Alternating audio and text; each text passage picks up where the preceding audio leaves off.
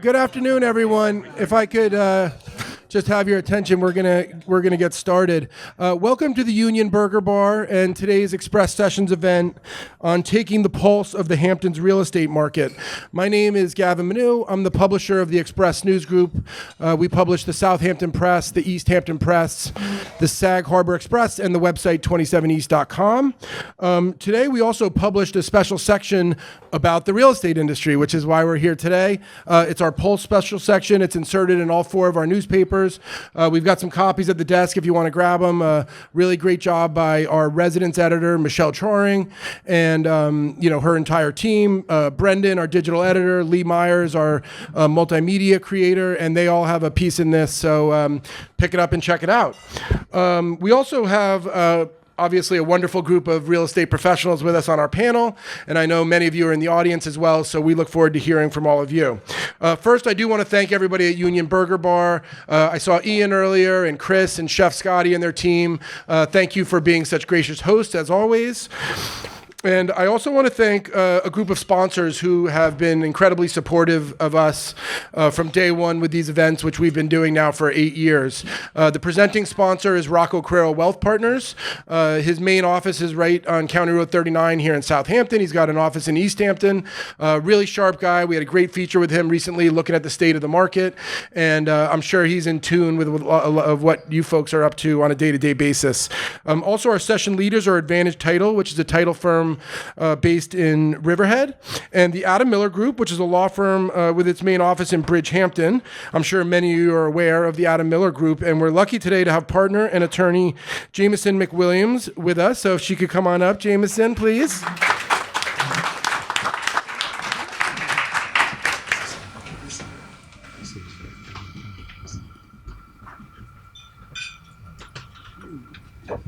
Hi, everyone. We can thank Adam for signing me up for this and then staying behind at the office to work on contracts, and here I am. So I guess I'm here to just say hello. Nice to see all of you. I know many of you, some of you, doing some deals, and now we can say hi to each other in person. I am happy to be here to listen to all of the experts and hear your side of what's going on, and that's it. I started at Adam's office in April. Prior to that, I was the deputy town attorney in East Hampton. So I've come to many of these Express sessions now that my office is a sponsor, and I find it fascinating to see, there's local politicians at some of these panels, and seeing, this community come together and talk about some of these topics and hearing all of these perspectives.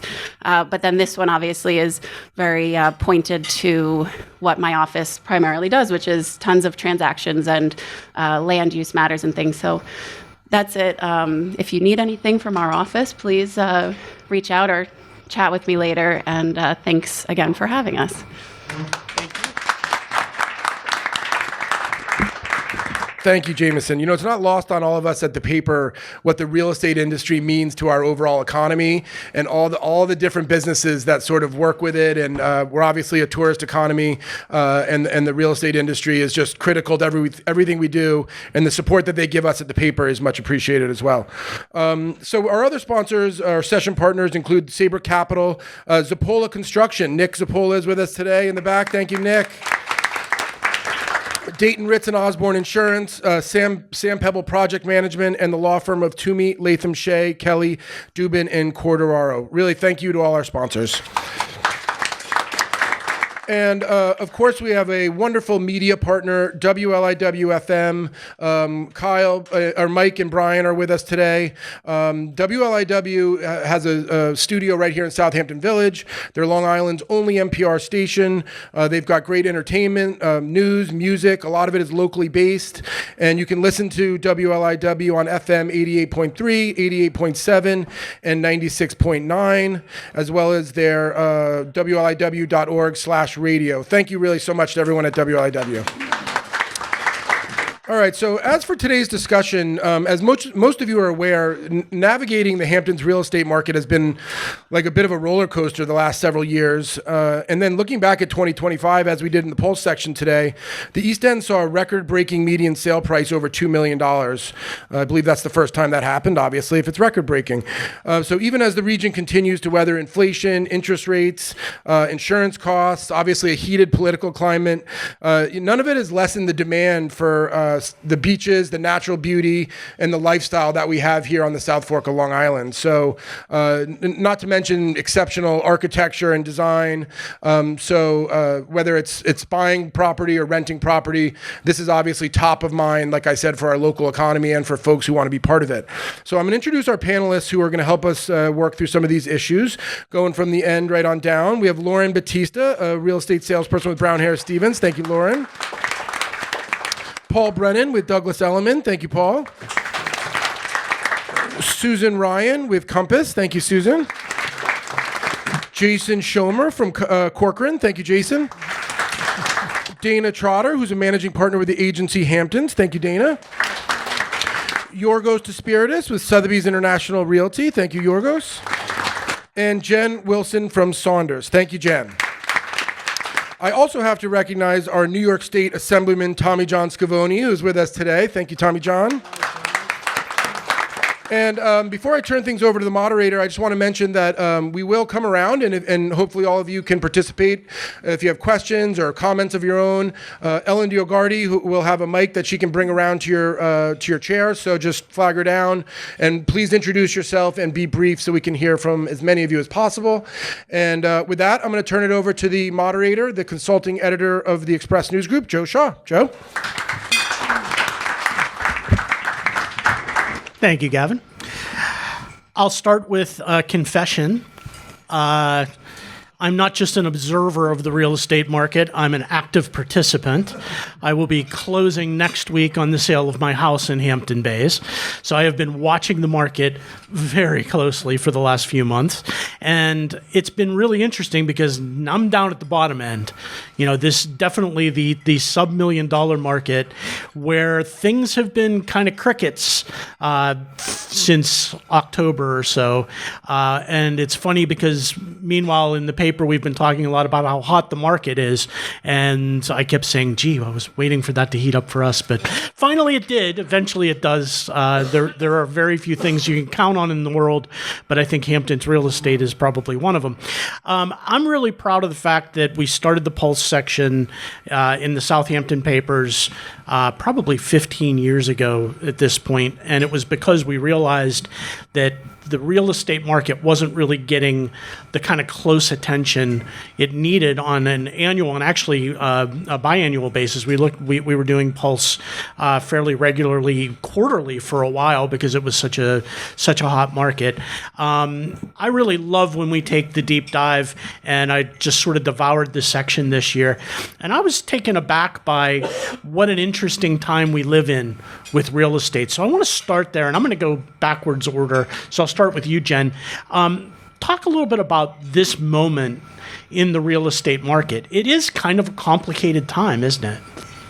I'd say it's complicated, but it's also what's standing out primarily is there's sort of like two different markets in the Hamptons right now, and I think the very high end is doing really well. There's record-breaking sales in the luxury market, and then there's sort of the lower end that's like really interest rate, relying on interest rates to come down. So it's sort of two different markets, and I think that that's sort of like you can expand that to like what everything else is happening with, the middle class and the wealthy and luxury markets all over the world are I would say pretty hot right now.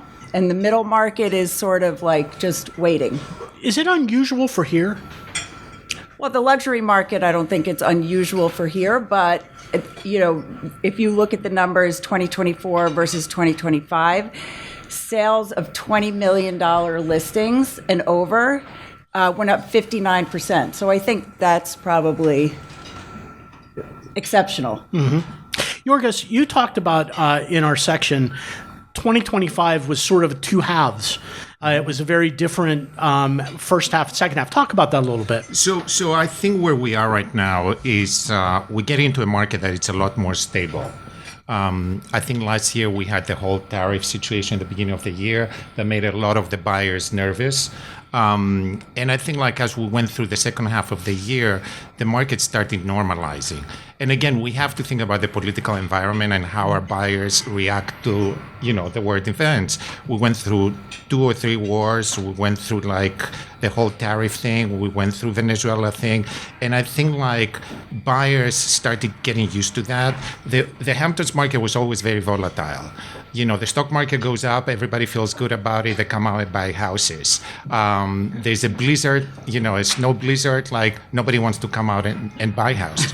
We all been busy the last 2-3 weeks showing houses, in the middle of this weather. So that makes me feel that, the market is really stabilizing. People feel more confident coming out here. Prices, yes, have gone up, but then look at the rest of the country. I mean, I get alerts in Tennessee for houses for 6 and 10 million. That never existed. So are the Hamptons expensive? I don't think so. Dana, what do you think? Take stock of where we are right now. I mean, to piggyback both of their thoughts, last year in 2025, we saw 20 deals over 20 million. That is unprecedented. Again, our luxury market has always been strong, but to see that many high-end deals in 1 year is just really, it speaks volumes of the market. We saw 90 deals over 10 million. So, again, just to reiterate, the high end of the market is really what, and the same thing, like my lower end deals, the under 5, the under 3, those houses took longer to sell. Those people are more sensitive to interest rates. The first quarter last year, I was stressing out. I mean, I was very slow.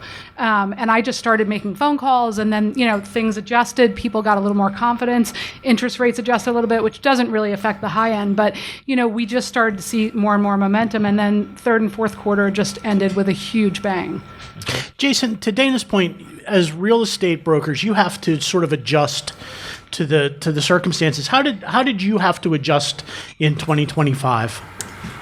Well, so what I would say is that in 2025, we saw a culmination of structural changes that are catching up in this market.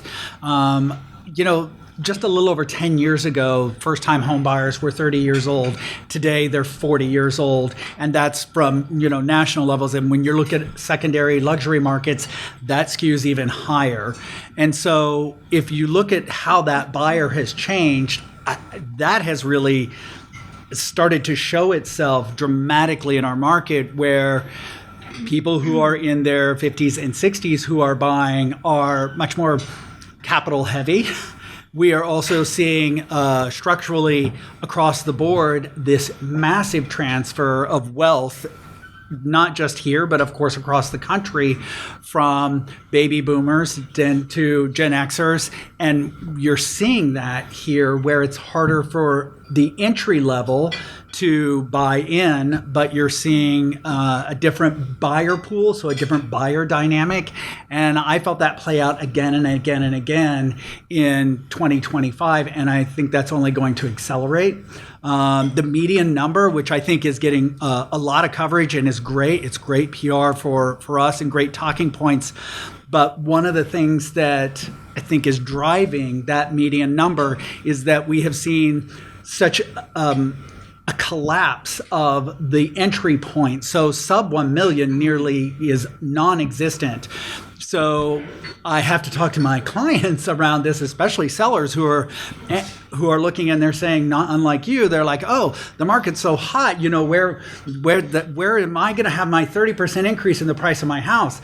So I like to explain to people, if you live in a 20-story building and you're on floor 10, and one day you walk in and you get on the elevator, but everybody who's going to the penthouse gets in that elevator the same day, but nobody for the first 5 floors gets in, guess what? You're getting to your floor faster, but you're still on floor 10. Mm. So I think that's a good way of thinking about median price. And for us, what I think have to look at is volume and how we're seeing that start to really increase in the middle range and even the entry range. And they're much more sensitive to interest rates, much more inflation, things like that. So I've seen that play out in all of 2025 and just had a magnifying glass on those structural changes. Susan, what's your perspective on all this? For me, I think what happened in 2025, it became very obvious where my role, Your microphone, close. I just want where to make sure my everybody can hear role you. became more important than ever. My relationships with my colleagues, my relationships with the attorneys out here, our ability to work with our clients' different needs from if it's a first-time home buyer, if it's the high end, what they needed was more important this year than I think ever before. As we deal with complications with our building departments and the time it takes to close a deal, if we're not focused on that from the beginning, it's going to make the deal far more complex. Fair enough. Paul, you've been in the market for a while. Right? So give us give us. I was just thinking that. Give us 1979. There you go. Give us a 50,000-foot perspective here of how different things are today than they have been in 10 years ago, 20 years ago, let alone 79. Well, there's a lot of similarities, actually. It's a sort of a cycle that happens over and over again. Last year, 25 happened to be a very, very good year for myself, thank God. And this time, last year, I had a $70 million house in contract. And I thought after a few months that I was going to win the lottery and get the highest priced house. And then, as Dana mentioned, the first and second quarters, there was nothing. And then the third and fourth quarter, all of a sudden went bang, bang, bang, bang, bang, bang, which is the cycle of real estate. My father used to say with potatoes that you knew how much you put in the ground, but you never knew how much you're going to get out. And that's kind of the same thing with real estate. It goes in cycles, and so from that perspective, I've seen it happen over and over again. Let me ask you this: if this is a cycle, where does it compare to? What was the last time you saw a market like this? Well, I can tell you from my own personally, back in the 1980s, 80, 85, I put 5 oceanfront houses in the market in about 6 months, all the way from Southampton to East Hampton. That for me was quite extraordinary. This year, I'm not so sure. I'm optimistic, but not overly optimistic. Got it. I think it's interesting. This year seems to be, I have a very difficult time putting things into contract. I've got a lot of people looking, and I've got a lot of buyers who think they want to sell, but getting the two together has been very, very difficult for me this year so far. Lauren, we're the very beginning of 2026. How's it going to be different, do you think? Where are we trending from 2025? I don't know how much it's going to be different. Right now, I'm seeing it kind of being very similar to last year. Last year, though, we did have a lot of uncertainty, so I think that people are probably feeling a little bit better. The market's been very strong. The S&P last year was up 15%. We just had good jobs reports, things like that. But inventory is still a very big issue. I'm probably one of the few here that does most of my business west of the canal. So we had a 25% increase in prices in our area, but we still desperately need inventory, especially in the villages, Quogue, and West Hampton Beach. You spoke about Hampton Bays. Hampton Bays has been on fire, in my opinion. And you look at the transfers, Hampton Bays, because you can still get a house under $1 million in Hampton Bays. I'm proof of that. Yeah. Yes. Absolutely. But the interesting thing, Lauren, is what it seemed to me, being on this end of selling a house, is I wasn't sure who our buyer is, because even at sub $1 million, who is the person coming into that market locally?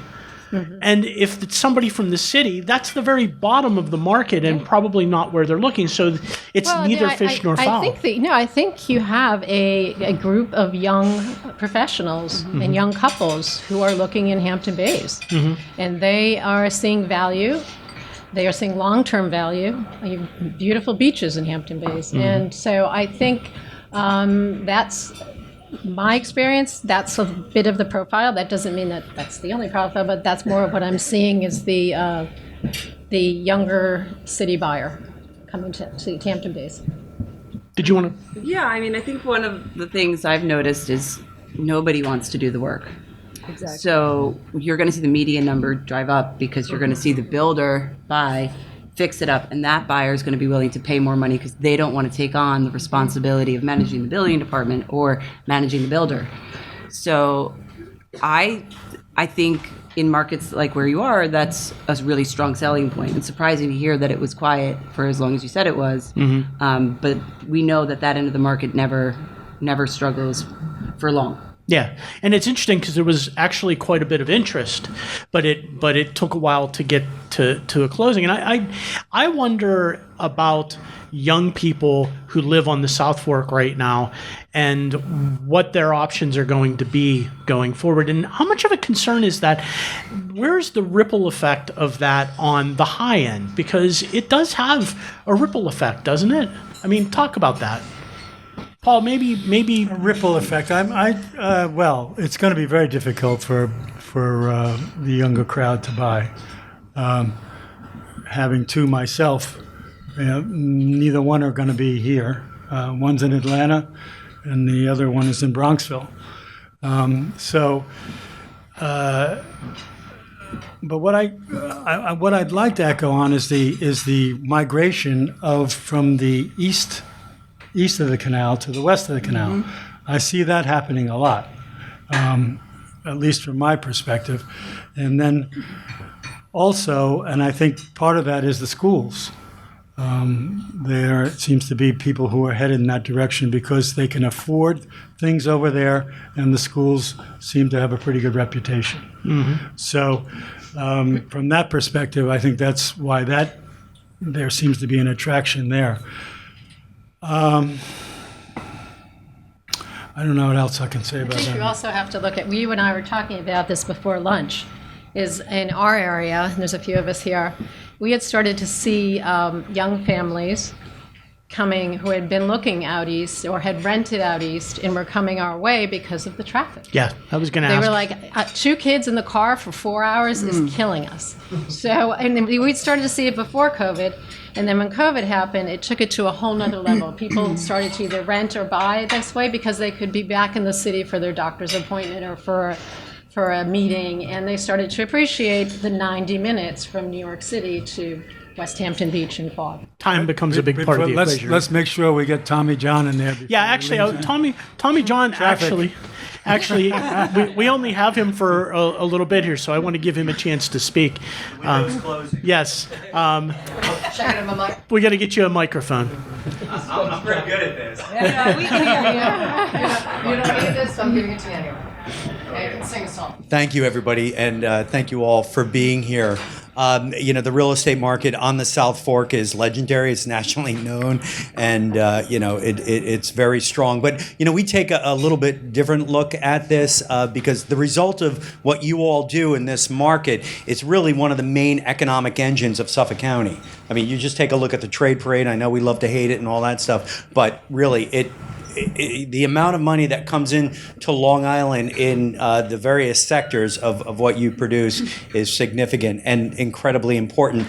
Also, the other side of this, I can tell you in 2025, the 5 East End towns took in $189 million in transfer tax. Now, we used to call that the Community Preservation Fund. Well, now we have an additional transfer tax on that. And so the breakout for 2025 is $151 million for community preservation and then $38 million for community housing. So that's the breakdown. My office is going to be putting something out a little bit more comprehensive shortly. But thank you. I too am not just an observer. We closed on a house recently, so we did write those checks. And it's important to do. Thank you all. I do have to go, and it's good to see everybody. Appreciate you being with us, Tommy John. I guess when I was talking about ripple effect, and Tommy John's talking about the community housing fund, I guess my question is, quality of life on the South Fork is, to a large degree, driven by the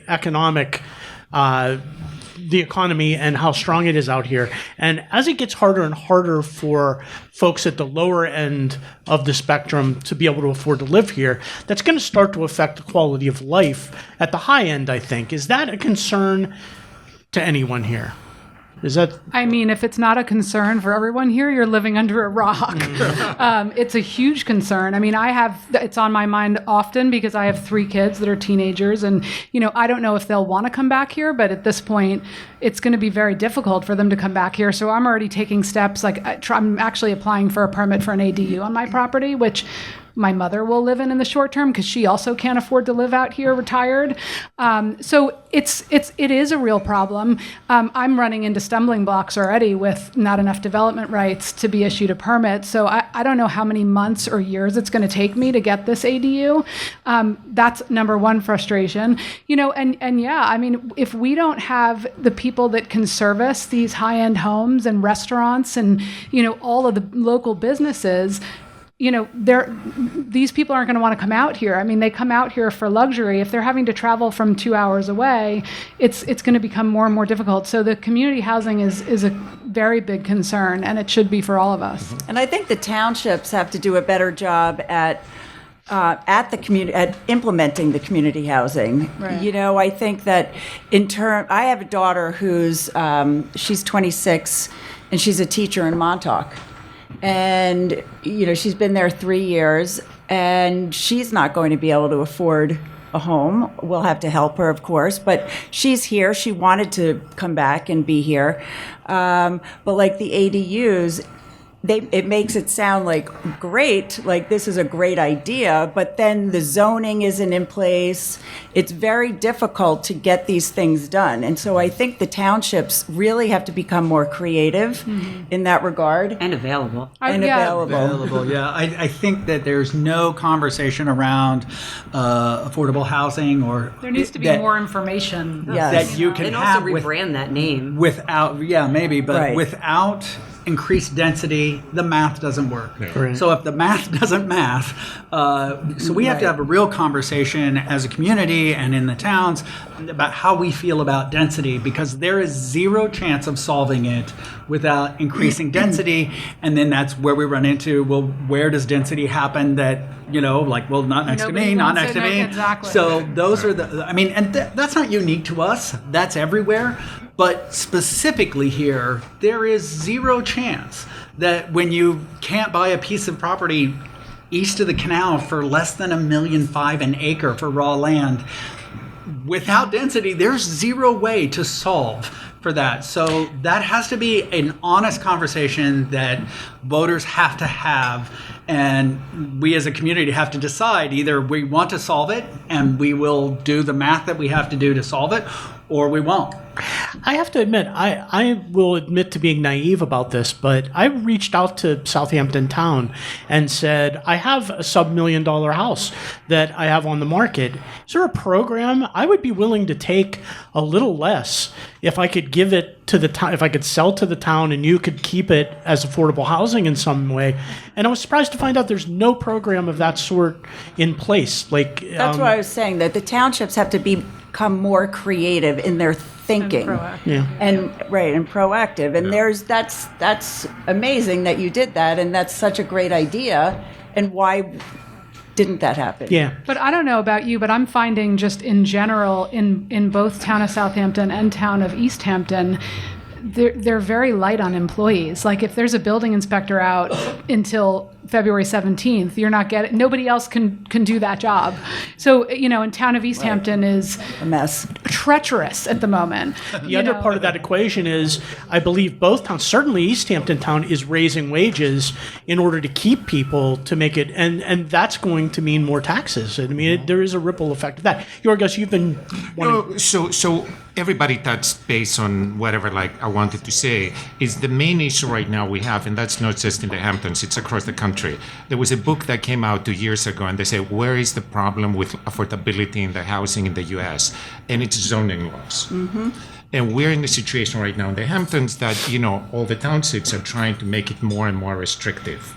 So that means it's a lot less available to build. So how could you have affordable housing when they keep taking down the size of their houses, they keep taking down how much you can subdivide. And maybe Hampton Bays is a lot more affordable because all the lots, they're a lot smaller because that's how it was zoned back then. We're dealing with situations that you can't really subdivide less than half an acre or an acre, and then you have to have frontage on the main road. They just make it very restricted. So that's a conversation I think that needs to happen on what are we looking like here? Are we looking for affordability or are we looking for exclusivity, which is what we sell in the Hamptons? I want to invite folks, if anybody has something to add to the conversation here, please raise your hand and we'll come around. I want to mention we had an Express Sessions event in Sag Harbor recently. Fantastic. Thank you. But one of the really intriguing comments was made by a gentleman who said he bought one of the big houses and had taken a house that was multiple dwellings and converted it into a single family house. And he said at the time he did that, he was hailed for that, and he was a hero for that. Right. Now it's exactly the opposite. I think that's amazing how things evolve, and they have evolved in this market just in the last 10 years. Let's bring some folks into the conversation. If you could introduce yourself, please, sir. Sure. JB DeSantos from Brown Harris Stevens. I've been an advisor to the town of East Hampton for 24 years, and we talk about affordable housing. Every time we single out one single parcel to build affordable housing, the neighbors get together, hire attorneys, and they won't let it happen. We had an event, a case like that in Wainscott, where they had one full-page ad with lawyers and did not allow us to build 30 affordable units.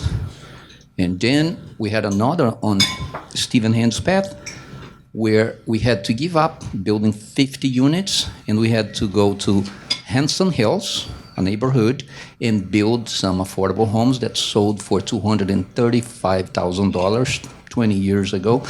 So we can talk all day long about affordable housing, but if the neighbors won't go along, nothing's going to happen. East Hampton is the champion of affordable housing. I don't know about Southampton. They don't build many affordable units here. ADUs. I think the towns should relax the legislation and allow everyone to build as long as you have a property that will meet setbacks or certain restrictions because of water protection. So there are one thing, the ripple effect, taxes. East Hampton had the second lowest tax rate in the state of New York, second to Shelter Island. So if we are to build that and be subsidized by the taxpayers, tax is going to go up. Mm-hmm. Is everybody on board to do that? Understood. Dana, you mentioned you started into the ADU process. It's a nightmare, isn't it? I mean, it's a difficult process for someone who wants to do it. And to be honest, I'm not even trying to be the professional. I have actually hired a land planner to help me with it, and she can't even give me any sort of timeline. She has no idea whether it's going to be 3 months or 3 years. And in the meantime, I've had to install a lift for my mother because she can't go up the stairs anymore in the apartment over our garage. Mm-hmm. So it is a real problem. And, again, if I knew what the steps were, I could plan accordingly, but there's no clear path. So it is very frustrating. And we have 3 acres. And we already have a building there that's an old barn that I just want to tear down and rebuild. So it's not like we don't have the space or I'm asking for a variance or anything out of the ordinary. Susan, did you? It's interesting. I just sold a house with an ADU. It was originally a town-owned property, and then the owners built the house. They built it for their parents, and the buyer that bought it, they were seeking that out because exactly what we're talking about. They needed that, and ultimately, they were able to achieve a number in that neighborhood that hadn't been seen before. It was really interesting to see how many people are in need of that, and yet it's a struggle because, as Dana talked on, you can't get those answers or many answers from the people in authority. Or you get a different answer every time you go. This happened to already be in place. I think that goes back to having the staff available, and the staff that they need to be available can't afford to live here. So, I don't know. It's like this giant circle. Like maybe there needs to be more trains that run to the Hamptons so that we can bring in more people. But I just think it comes down to what JB talked about. I don't want it in my backyard, to what Dana's talking about. Like, I can't get the answer. We have this problem that can be solved if we would all do a better job communicating with each other. Jason, you mentioned the changing demographics of the people who are looking out here now.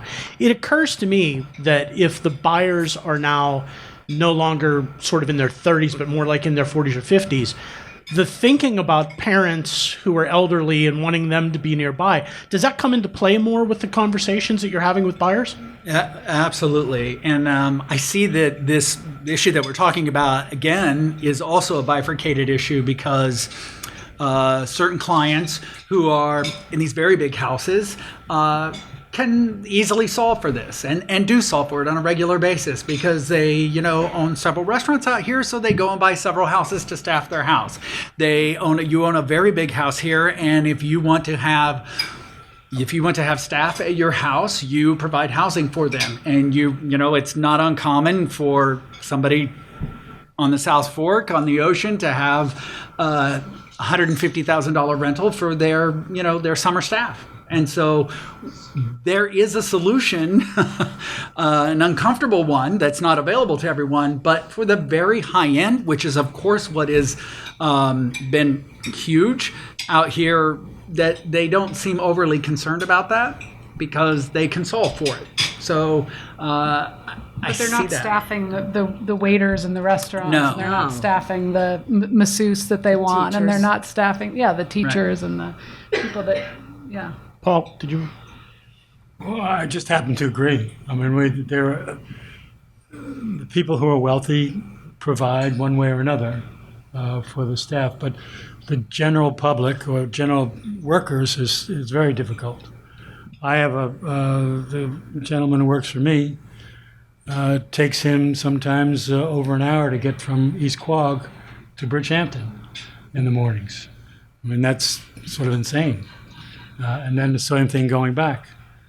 So the question, though, I want to know is, to solve it, how does one, the extra house on a lot, I understand, but that doesn't even solve the problem. We need to identify spots or areas within the town where these multiple dwellings, family dwellings, can go up. That seems to me to be Springs would be a logical place.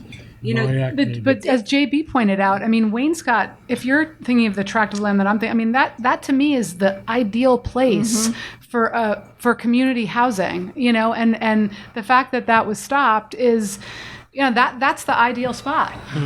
To me, I mean, I'm the youngest of 9. My dad was a school teacher. He helped us all try to live here, and all but one of us do. I have 24 nieces and nephews. Most of them have tried to stay in the area. One of them just recently bought a home, and she just had the conversation, I'm going to have to rent my house to afford to live here, and then I'm going to figure out where I'm going to go to figure that out. And she's a school teacher. Her husband works, for the town. These are people that we need in our community, and yet we don't know how to keep them here. And if you don't keep your school teachers here, if you don't keep the people that work for the town here, how's your town going to continue to function the way that we all want it to?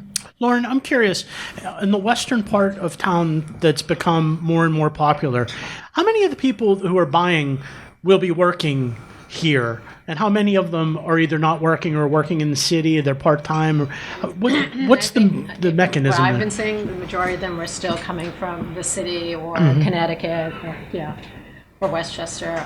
It's not. There are definitely people who are buying who are year-round or doing that kind of remote commute where they're spending more time out here. Actually, we see a lot of people as they start to enter towards the retirement age start to do a little more remote work with the goal of being here full-time when they are fully retired. But we had the same issue. I was on the school board in Quogue for many years, and hiring teachers was very challenging. And we, if you look at what Quogue's salaries are, they were fairly generous. And it's part of how do you get talent to come here, and how can you get so they can afford to live here. I mean, we had a teacher who lived in Springs who was commuting to Quogue. That's kind of crazy. It's a long commute, but Reverse. Yeah, it's true. It was reverse. She never did after-school care, though. But anyway, it's a challenge, yeah. But our the majority of our clients are still second home people. You got to get to cinema reaches before you can be a school teacher and work for the town on that salary and buy a house. Well, it's also It's not Quogue. It's definitely not it's Quogue. And that's why you're seeing more building. We're seeing much more building in Center Moriches, East Moriches, and those areas. But of course, that contributes to the traffic then as well. Well, that's why they should yes. fix the train issue. That would help us significantly if they would put the trains coming into the Hamptons at times in which they would be allowed to work here. It would fix the traffic issue pretty quickly. Well, the other thing you have to think about with the trains, because you and I were talking about the trains, is for the contractor, he needs his truck. So is there something we can do to be creative with, and I don't know if this will work at all, a guarded parking lot for them they're going to need their trucks, and they can't have anyone breaking into their trucks. It has to be secure. So how do we address that? Because we all know that's a big part of it. And just from speaking from experience, the tricky part with community housing, affordable housing, my niece was working in the schools, but she was making too much money to qualify for affordable housing, community housing. And that was that doesn't make sense. Like how, and there were people there that were all off the books, and I'm not going to go deep into that, but if you're claiming this is what I make because I'm a school teacher, how are you not prioritized in being? And Susan, I think you mentioned early on, affordable housing is just not a great term, but it's also a really inexact term because we're talking about so many different needs. We need rentals for people who are hourly employees, but we also need good housing for teachers and doctors and nurses, and there are different levels of that affordable need. I feel compelled to stop for a moment because I'm leading the discussion, and I'm obviously leading it from my interest, which is at the lower end of and I'm in a room full of real estate professionals, and I don't want to dominate this conversation. Not to underestimate the significance of this topic, but I do want to open it up to some other topics as well. So I don't know if you want to continue down this path or if you want to go in a different direction, but I'll let you. Good afternoon, esteemed panel. I'm Jim Blue Eyes from Brown Harris Stevens. I just want to pick up on something Paul mentioned about identifying property that could be suitable for affordable housing. And I think we all remember the Swamp and Saracen. The Peconic Land Trust bought both of those giant pieces of property right on 27 and converted it into open space park, when it could have been, a 4-story affordable housing apartments for rent that the town could have then leased to a builder, continued to own the land underneath and been paid taxes on it, but then rented, built these affordable housing units right on 27 where the Swamp used to be, where Saracen, and then it was called Sapore de Mare before that, and then El Molino. Here are two giant parcels of land right on 27 that could have gone to affordable housing.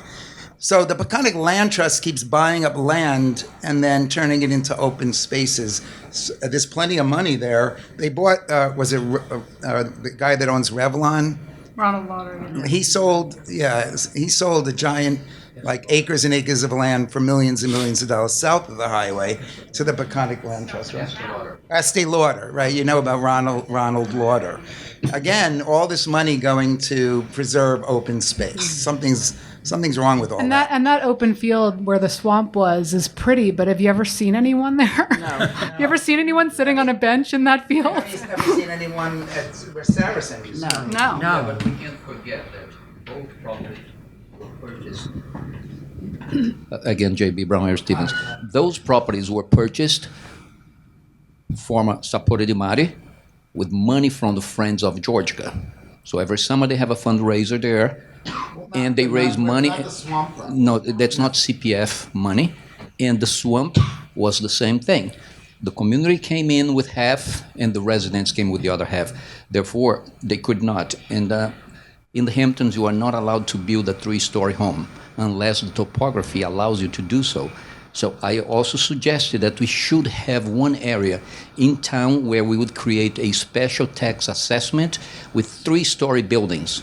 Main floor, commercial industrial, second and third floor, residential, affordable rentals. But they can't do that because the owners said, we don't want a special tax assessment in our property. We're going to have to pay this forever. It's not worthwhile. So there are a number of things. I have to say, in conversations with Fred Thiel, it makes him pretty angry.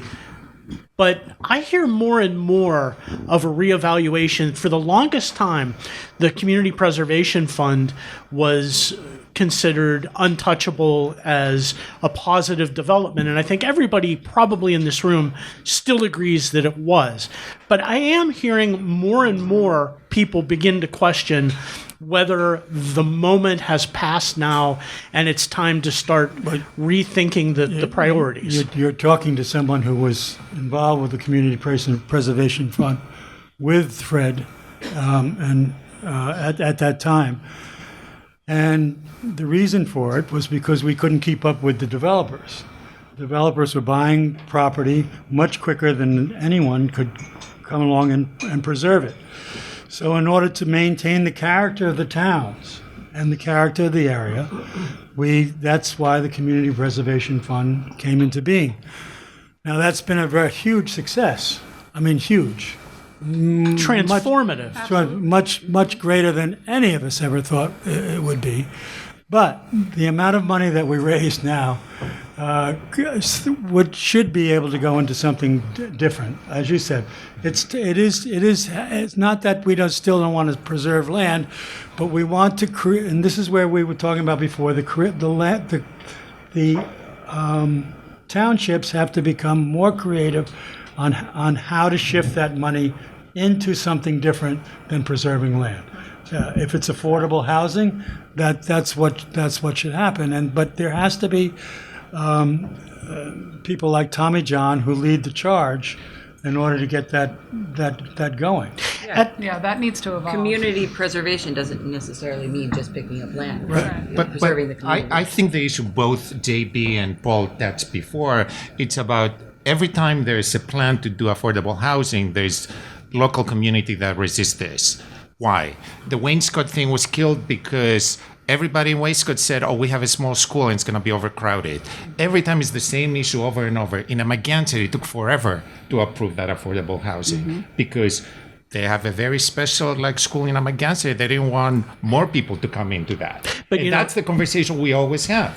And Yorgos, it needs to be said that there isn't a school district on the South Fork that would be harmed by more students right now. Look at Bridgehampton. They're all in decline. There's grades that they have 5 or 7 kids there. There's plenty of room. The whole grade. So why couldn't you do like Lars Clemenson in Hampton Bays will be the first to say that they could certainly add more students without any difficulty. So it is part of the equation for sure. What about the Stearns property, JB? Where The Stern property. Something's happening there.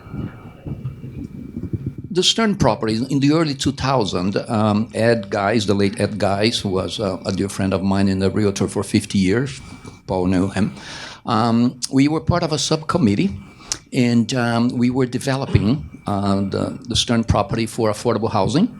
The folks on Further Lane lawyered up, and we gave up So St. Michael Lutheran Church approached us and offered us 8 acres for free. And we built the affordable units there for a community 55 and over.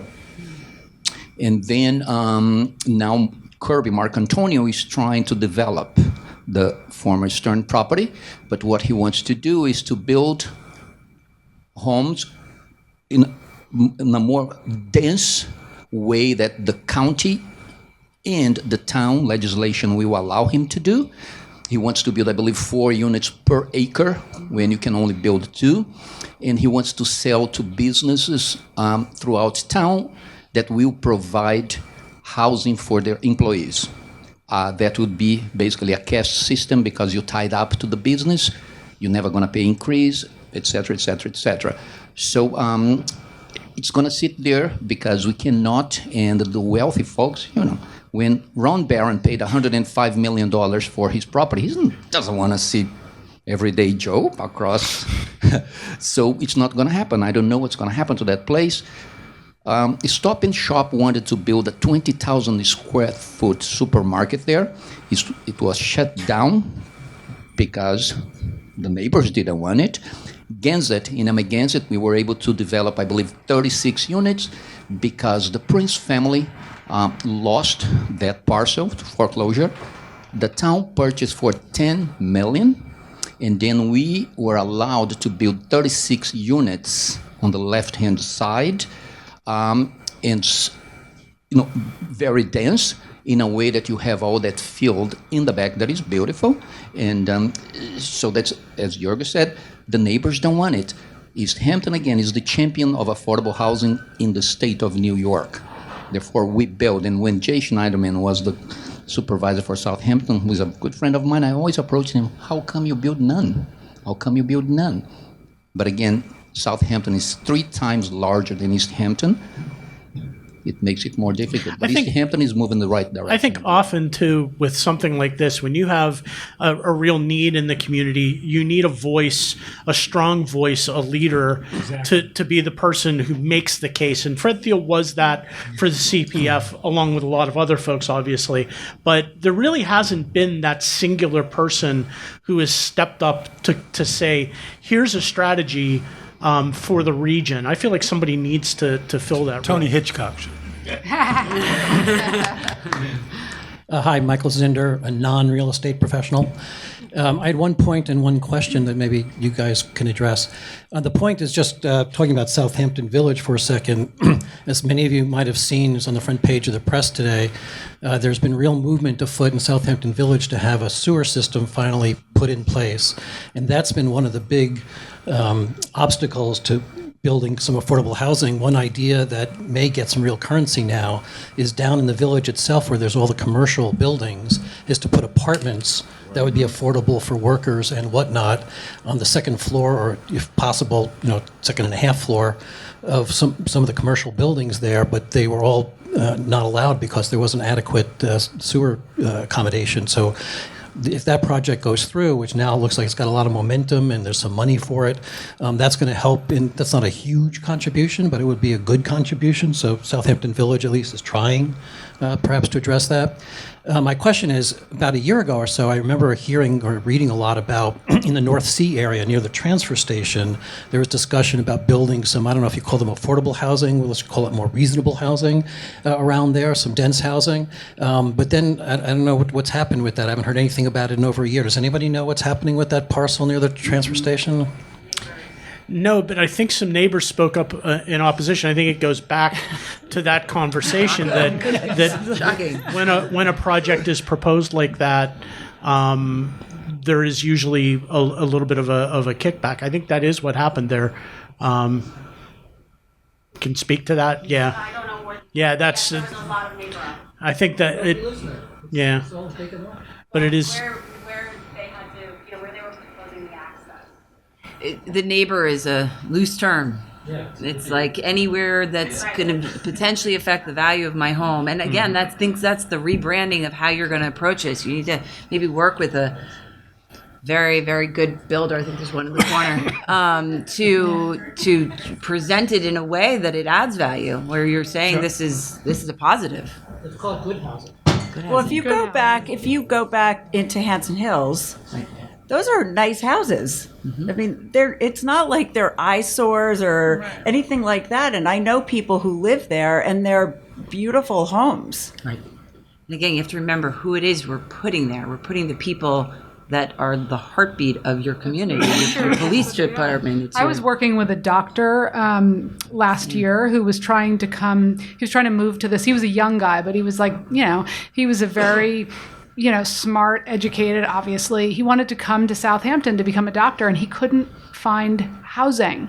So, I mean, it's not like these are lowly people. And, even if they are just working class, that's fine too. But, these are teachers, doctors, lawyers. These are like, these are people that, I would be fine with being my neighbor. Right. Well, I sold Watermill Crossing, and out of 38 units, they had to designate 4 townhomes for community housing. I think they called it community benefit housing.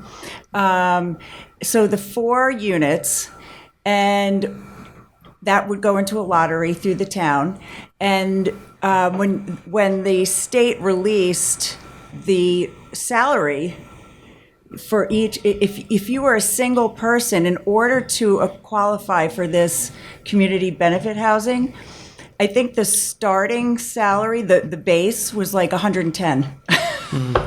So that's crazy also, because my daughter, who's the teacher who makes 60,000, couldn't even qualify for community housing. Right. That's the problem. Big problem.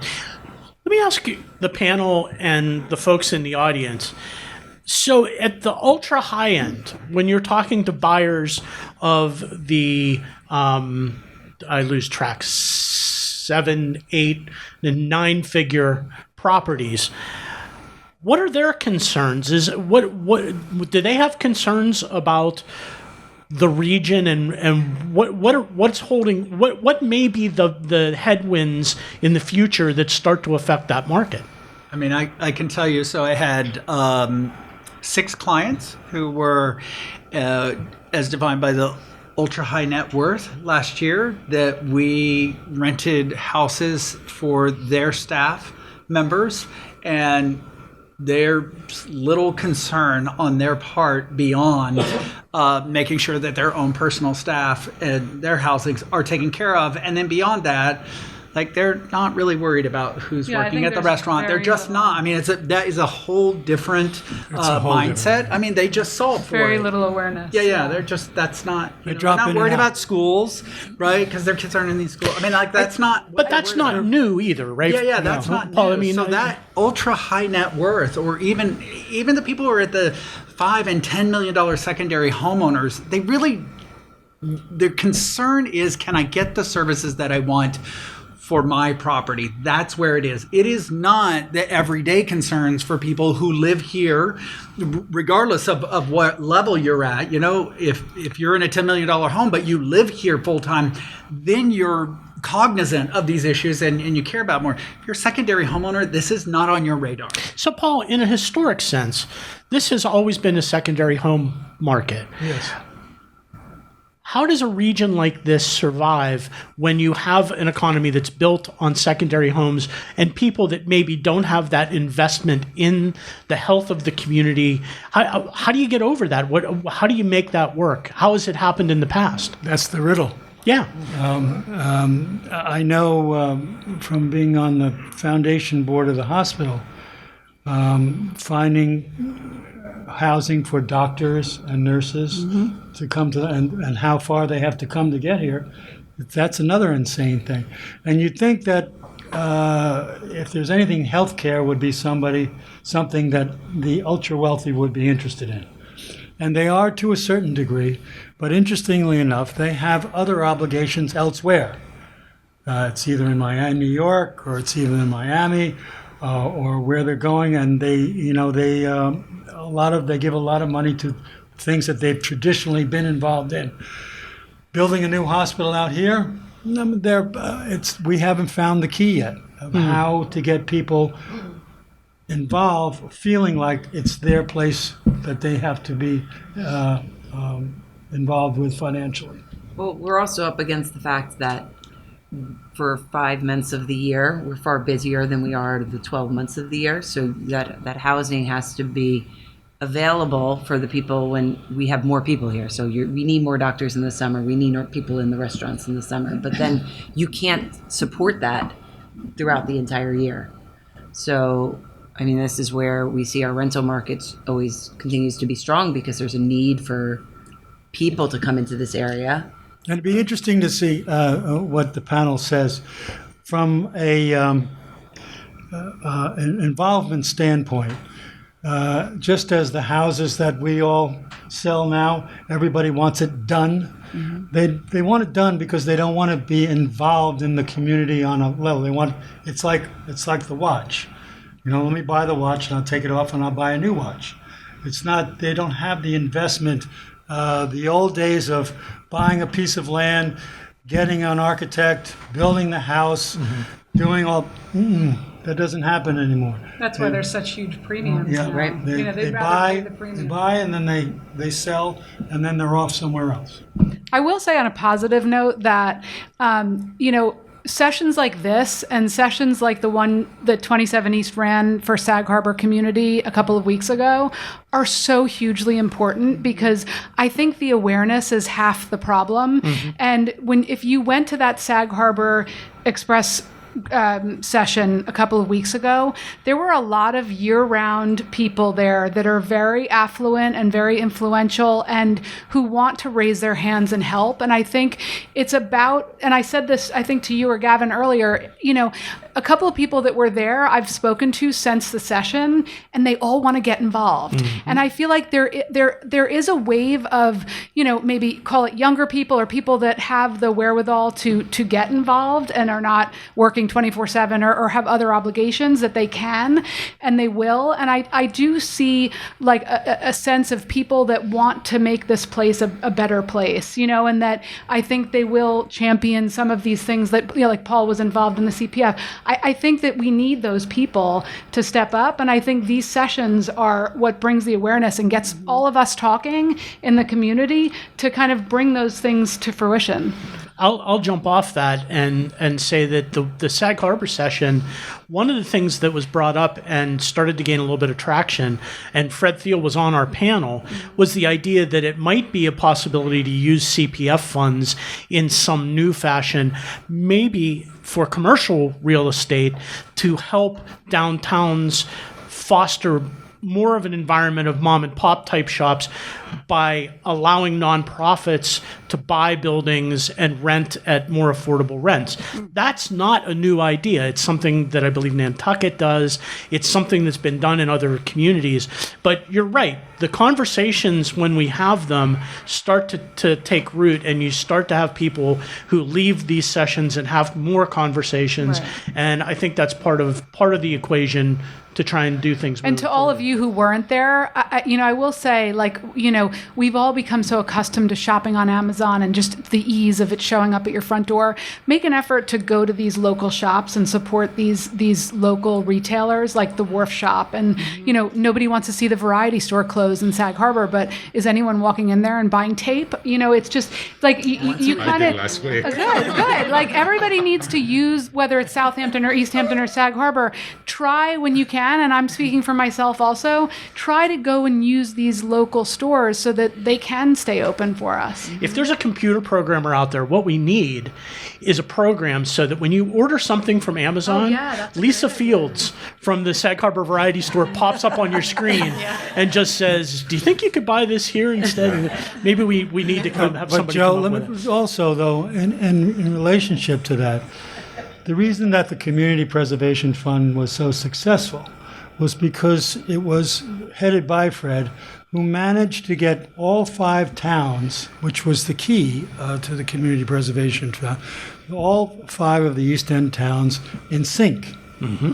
And they all moved together, or else it wasn't going to go. And Paul, it also, the real estate community and the building community was part of that movement as well. That was my part. It was getting the real estate people on board, because the Long Island Builders Association didn't want it to happen.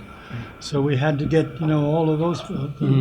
Takes some work. Yeah. You said nobody wants to do the work, though, when it comes to buying houses. I think that's true of other things, too. Other folks with some points to raise? Sure, absolutely. Who was your realtor? My realtor was Amy Fitzpatrick Martin. Amy Martin, yes, and she's awesome, and I have nothing but good things to say about her. Tough timing, I think. I remember picking up an article and reading the 3 worst months to sell a house are October, November, and December, and that's right when we had our house on the market. So, but again, closing next Friday. Nice. Congrats. We're in contract, so. I just want to say thank you to you all. Thank you very much. Nice to see people that I see on the emails. Yeah. In the newspaper. But What do you guys talk about in your emails? I want to know, because okay, so we're done with the affordable. We've eaten our vegetables now. We've talked about affordable housing for an hour and a half. So what do you guys talk about in your emails to each other? I want to hear We're that. marketing our listings to each other. We're trying to make sure that everyone's aware so that they're showing our listings, and a lot of people are marketing themselves, open houses. Yeah. You know what everyone is saying, and I agree with every single one of you. I've been in the business about 28 years now, so I've been up and down and up and down. It all goes back. Tilt the microphone down a little. Tilt the microphone down a little bit. To our towns. There you go. And we don't have enough people expressing themselves. It's all about money, and there's a lot of corruption there. And I think this is very important for us all to get together and fight for what we want, because we live here. And but thank you. I think that's true. I think I've been struck by the fact that the vast majority of folks that I talk to in the real estate industry really care about this stuff. It's not just about the buck.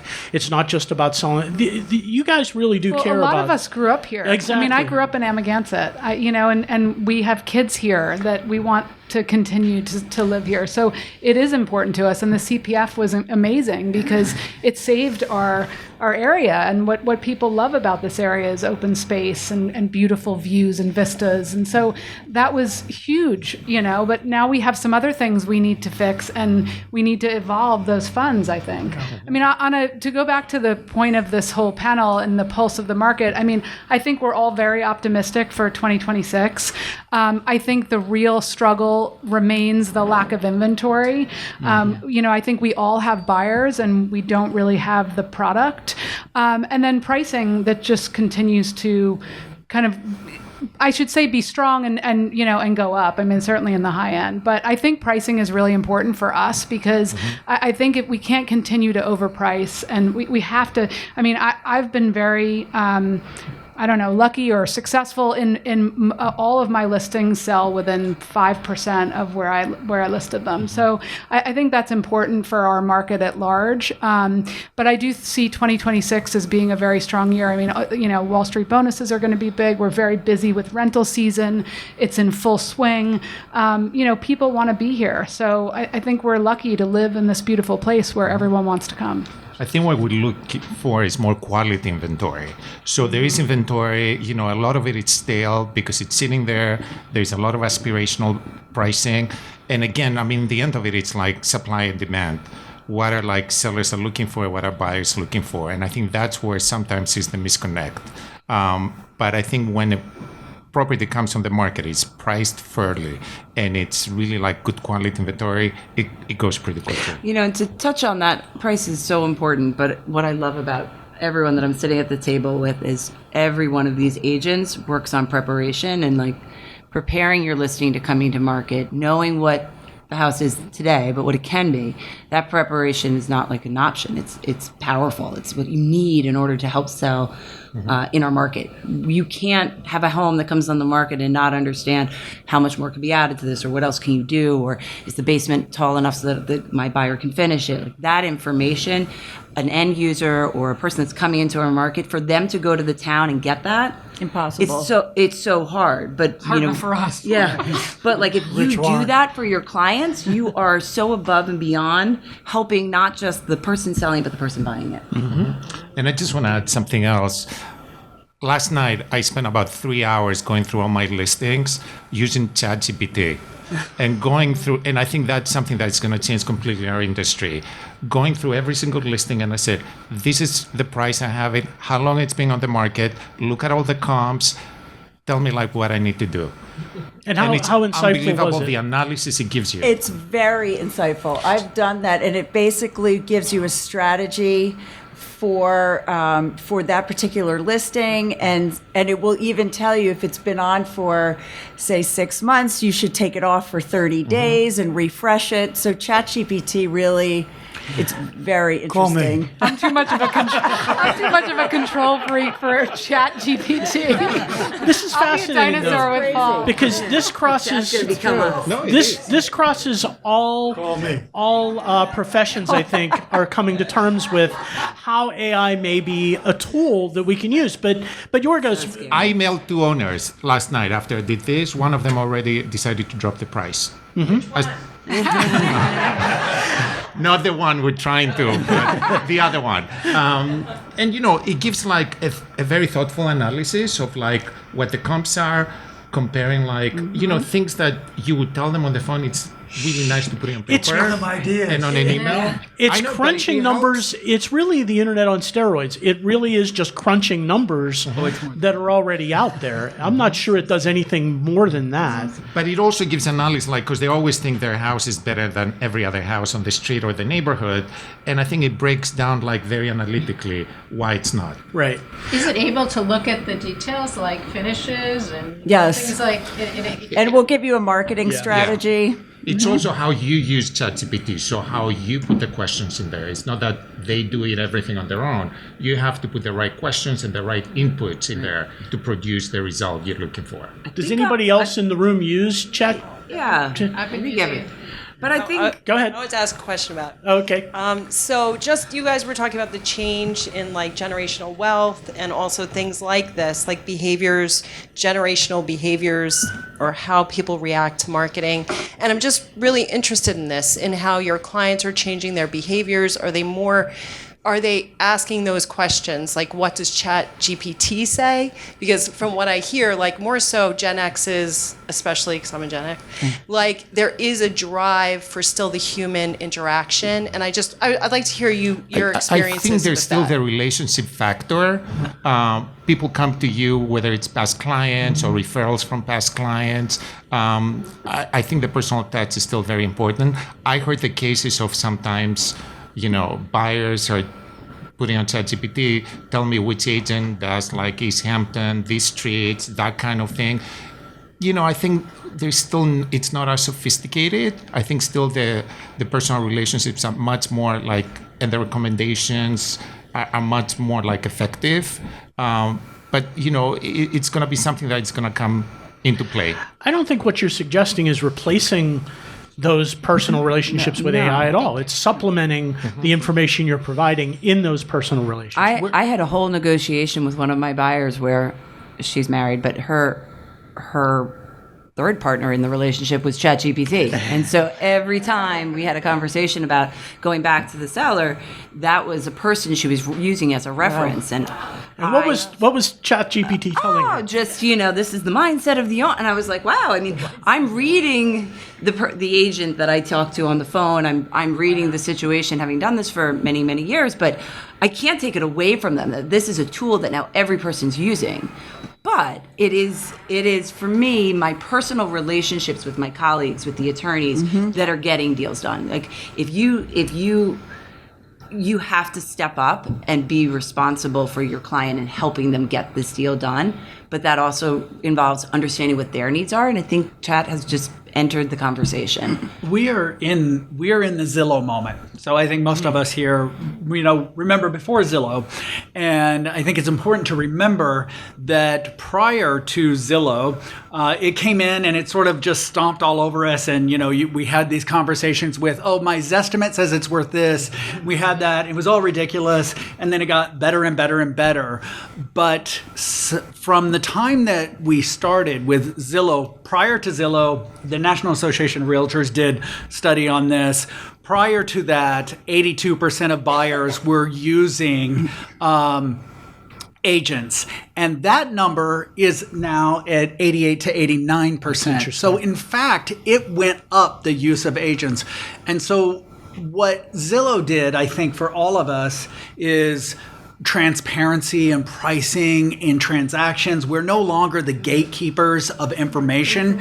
So if you think you're going to be a gatekeeper of information and that's what it's like, don't do that. And I think we all learned, from the Zillow moment that, gee, before I go on that listing appointment or before I meet these clients, I better check Zillow and make sure to see what it's saying so that I'm prepared for what I'm walking into. I think that we are in exactly that same moment with ChatGPT, that to prepare, like one of the other things that you have to do is you better gut check with them, and because your client certainly is, And so if you walk into those meetings or situations where you're like, oh, what strategies might have been suggested to them, then it's great. And it's a tool. And I think the people who are best at using the tool are going to continue to be more and more successful and consummate and staying on top of it.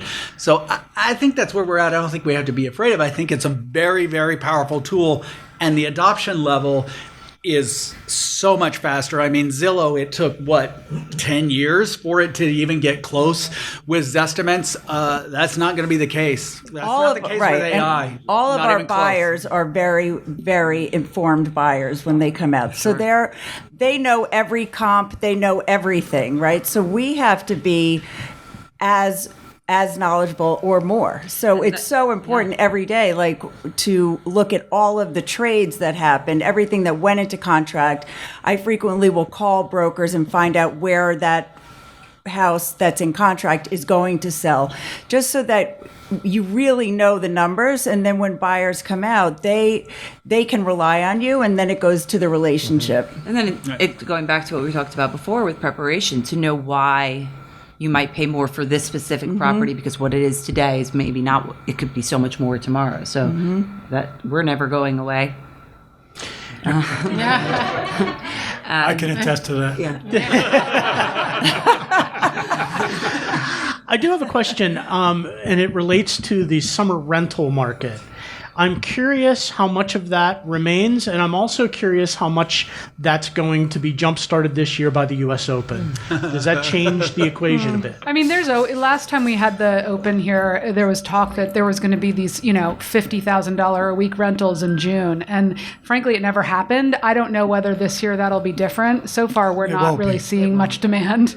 So I really am telling my owners, don't count on it. Yeah, there's a lot of landlords that they think June is going to be like the gold mine, and it hasn't happened yet. I mean, I heard the stories that a lot of people maybe are going to come for the day because there's going to be the train coming over. So who knows? But I don't know how everybody feels about the rental market. I think this year for me, it started a little slower in the fall, but suddenly the last 3 weeks has become extremely active. There's not that many properties. It depends, again, where you're looking. If you're looking right now in Amagansett Lanes or the Dunes, there's very, very limited inventory, almost nothing. I have one property on Gansett Lane. We just rented it for full season for $450,000. I had 5 backup offers for August or July. Well, that long season high-end rental is pretty rare because those people typically are here to enjoy the summer. So if you have an owner that has a home that they're not going to use for the summer and it's beautiful, there's definitely a renter out there looking to take it. The interesting thing about the rentals will be to see if they'll do it for the season or they'll do it for the month. There was a real last season or the season before, people started renting for months. It's changed significantly. I'm not seeing a lot of full season or even July through Labor Day this year. I'm seeing a lot of 1 month. So I'm starting to tell my landlords, I think, it's time to take the 1 month and we'll rent the other. Jen, is that the change, that it is going to 1 month, to going to monthly? Well, so I've been doing this for 20 years, and I started out doing a lot of rentals, and it was typically Memorial Day, Labor Day type thing, or July through Labor Day. And that really doesn't exist like it did. It's totally changed. People want to go to Europe. They want to go to other places. And this is just one place that they'll go for 3 weeks or 4 weeks or 2 weeks. And landlords really have to be open to renting for weird time periods. It's not the typical Memorial Day, Labor Day. It's the Airbnb-ification of our market, where people, I want it for the time that I want it, and I'm used to getting that because I can just push true. the button on my app, and that's what I can. In my whole rest of my life, I can get that. So why can't I get it here? And it's taken a while for landlord and owners to sort of catch up to that. But if you had a couple of years as a landlord and you were like, you didn't get what it was, you're on board now. The number of landlords who will take 2-week rentals versus what it was just 5 years ago, those were nearly unheard of landlords who would do that. And now it's a lot of them. Because if you want to be in that business as a landlord, you have to be a lot more flexible because that's what the demand is. And the rentals have also gone from when I started, from all open listings. And it was sort of messy in our databases. The photos weren't great in some, and et cetera. But now it's, I would say 90% exclusive. I'm just making that number up, but it seems that way, that most rentals are exclusive rentals. And it makes sense because there are a lot of work. Yeah. So even for us as agents to deal with like open rentals, they treat you, the landlords, as it's an exclusive. So it's way too much work for what eventually we're going to make. It's also too much work for the owner. Yeah. Just too hard to manage contacting 8 different agents, making sure all your pictures and your pricing's the all the same. It showings and access. I'm not People sure want simple. in the current, the way people do this now, having an open listing is a benefit in any way necessarily. No, and the landlords want They're representation also. They Right. want you to vet Exactly. the tenants. They want you to like, if Market there's a the property. market the property, market it. there's issues in the summer, they want you to deal with it instead And they're of them. paying the same. Yep. They're paying the same 10%. There's a theme here from the last couple of things we've talked about is all about technology. And so technology really is an ongoing, it's having a kind of a huge effect in the last 5-10 years out here in a lot of different ways, it sounds like. I love the comparison to Zillow though, because it's hard for me to even remember a time before Zillow now. It's been part of real estate writ large the whole, in certainly in the last decade or so, since it's been around. But I think it's an interesting point that the evolution is that technology comes in and it's disruptive for a bit, but then it gets sort of absorbed into the process. The process doesn't really change that drastically. It changes along the edges a little bit. But there is still a real demand for the kind of face-to-face marketing that you guys do, that you're... These things are all tools and information, but the relationship and the back and forth and, these are big events in people's lives. We do this day in and day out, so the process is not overwhelming to us. But to a lot of people, it's very overwhelming, and, this is a huge purchase, and so multi-million-dollar transactions many times. Multi-million-dollar transactions, so we're not at a level that anybody's going to trust just that. So the human touch is still going to be very important. So, I mean, And the resources that we typically provide, like, it's not that we're just opening a door. There's so much that we do behind the scenes in terms of like land use and just everything that we do and have to know and learn. And I still am learning. It's not just opening doors. Yeah, well, I think also, if you ask me if I'm trying to have customer service, I don't want to speak to a computer. I want to speak to a person. I want to have a conversation. I think as real estate professionals, we have to be really cognizant of communicating that worth to our clients and understanding where they're coming from, meeting them where they're coming from. Because I think you're exactly right. It is that human touch because it's really a function of trust. And that's what you want. And you're not going to get that from these tools. But that doesn't make these tools any less powerful. But I think for us, communicating that and what our value is not just number crunching. It's not just information brokers. It's really the nuance. And in these size of transactions, nuance is where it is at. I mean, there might be millions of dollars tied up in nuance.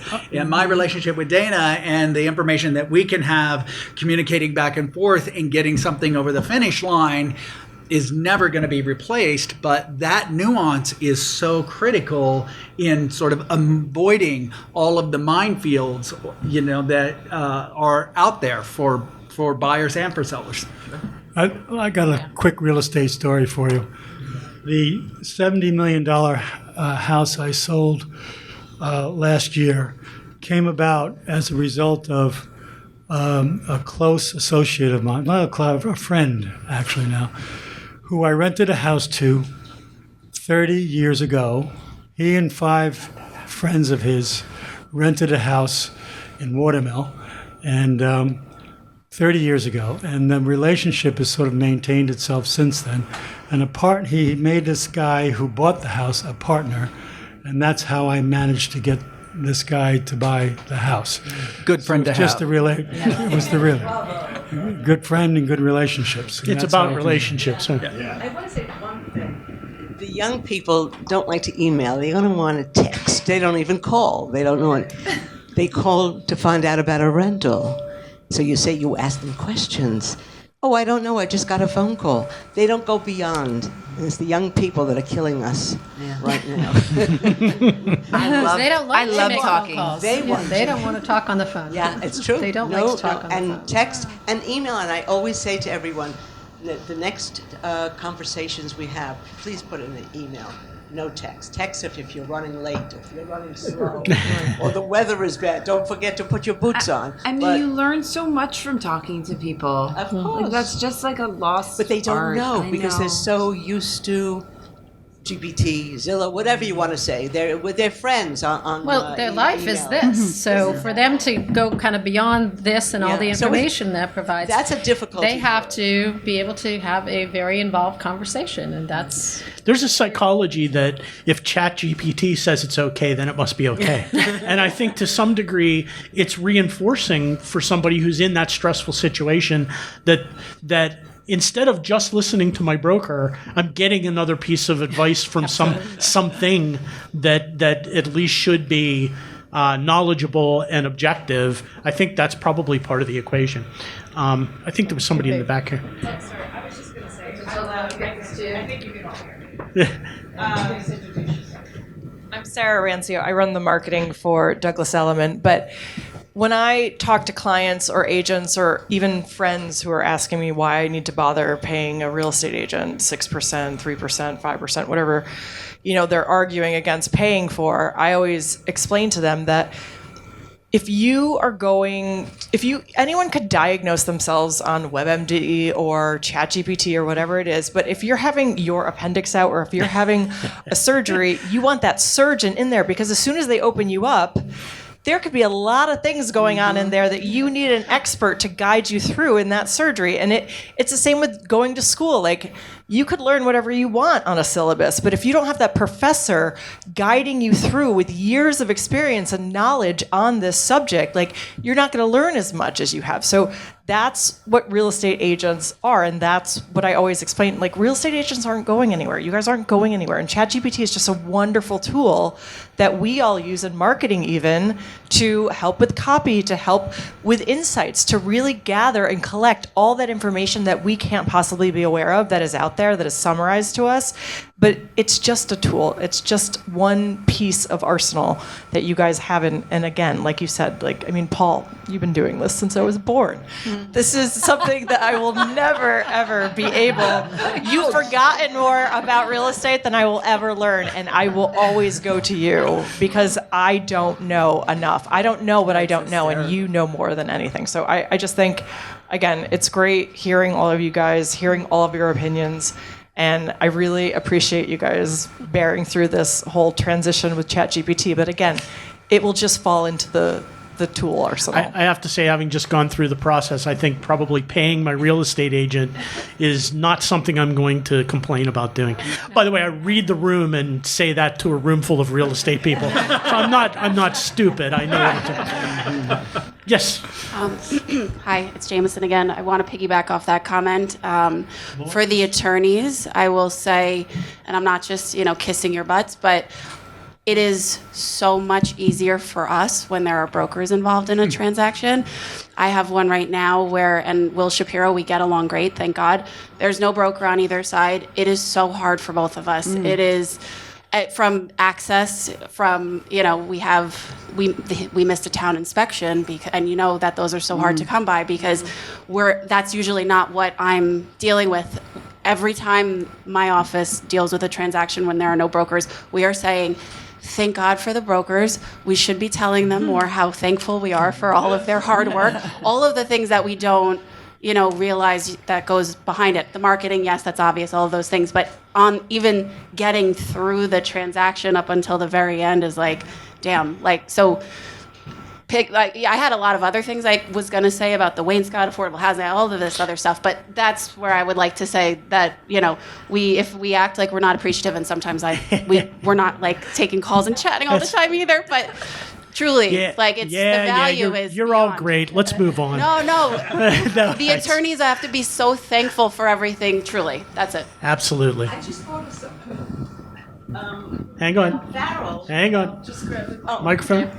My voice is loud.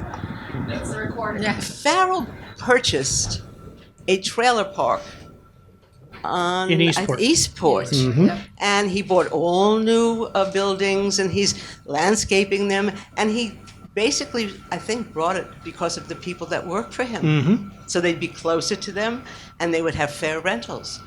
Why can't we do more of that? Discovery just bought that apartment complex in West Hampton Beach for their staff. Discovery Land that built the golf course in building the golf course in East Quogue. Right on Road. Oak Street. On Oak Street, there was an apartment complex, and it sold for $7.5 million. So I called the broker and I said, "Who's buying such a thing at this price?" And she didn't say anything. And then I thought about it, and I said, "Aha!" I dialed her number again, and I said, "Was it Land Discovery?" She said, "You're so smart," because they couldn't find any place else, and they can put 4 people in one apartment. Is that an isolated incident, or is that happening more and more? That is I have not heard about it from anything else. This is the first time that they've been renting a bunch of homes and buildings in the area, but as they're getting ready to open and launch, they've got much bigger stuff. I can speak now. to this. Yeah. My husband works for Discovery Land. Uh-huh. They do this all over the world. And my husband used to work for the bridge too. They used to spend millions of dollars renting for their employees at the bridge until they were able to get the permits to build their dorms up at the bridge. They're doing the same with the Hills and Dune Deck. They work with all H-1B visas. So ultimately what they do, and again would be kind of a great idea for the Hamptons in general, is they move all the employees all over the country and the world so that they're going by season. And so again, they have the money, they have unlimited funds, and they will continue to purchase it because it's just an investment in the lifestyle that they're giving to them. So there will be more to come as well. Hi, everybody. Nanette Hansen from Sotheby's. We've established that our clients, the ultra high net worth individual, they're not concerned about interest rates, or they're not as impacted by the lower end buyer. So why do we think inventory is so tight? Where are you going to go? My sellers that want to sell and trade up look at what it costs to find the next thing, and even when they go to sell, they're still going to have a lot more income in order to buy the next thing. So they're better off improving their existing property than it is to sell, pay the expenses of the taxes and the real estate broker, and then try to find it.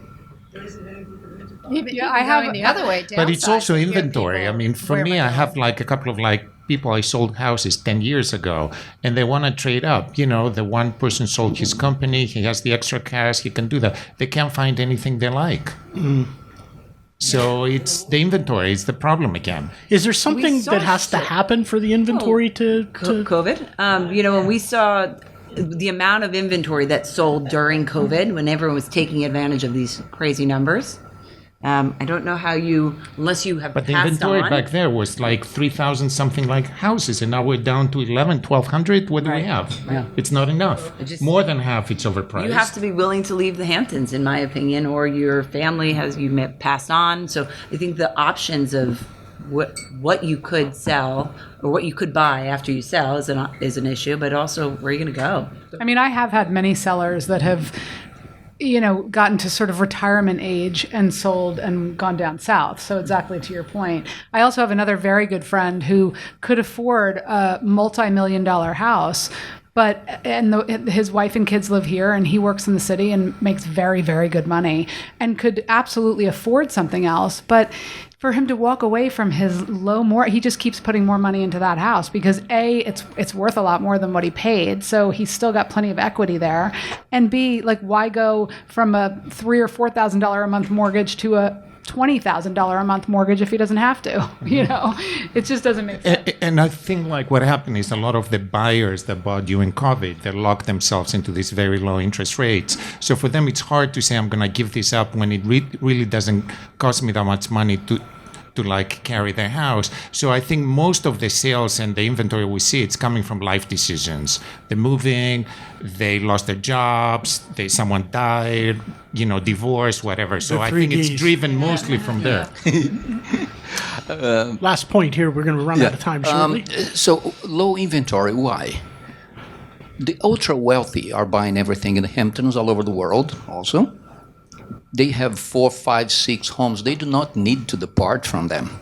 Therefore, they're not going to list their homes and give it away in their mind. Therefore, we don't have homes to sell. Now we have about 1,100 inventory and overpriced. Where is a home overpriced? With the tariffs, lumber more than tripled in some instances. So educated realtors walk into a home, they look at a wall, they say it's a 2x4, it's a 2x6. Oh, it's an Acorn window. Oh, it's an Anderson. Therefore, what is the price of land? What is the price of construction based on the assessment? And then you price that home. So for some, it is overpriced. But when you look into the overall picture, it is priced correctly. Now, in 1994, I was involved in a transaction where the home was for sale for $14.25 million.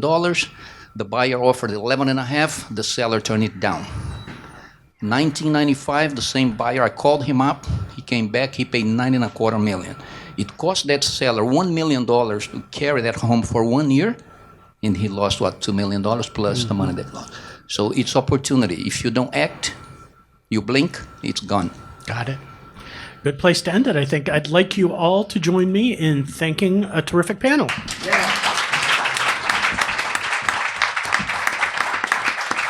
As always, thank you to our sponsors. Thank you to the folks here at Union Burger. Thank you to WLIW. We have some more Express Sessions events coming up. So this one will be on our website next week at some point if you want to go back and watch any of it again. Thank you all for being part of this. Thank you all for being a part of it as well. Appreciate it. Thanks.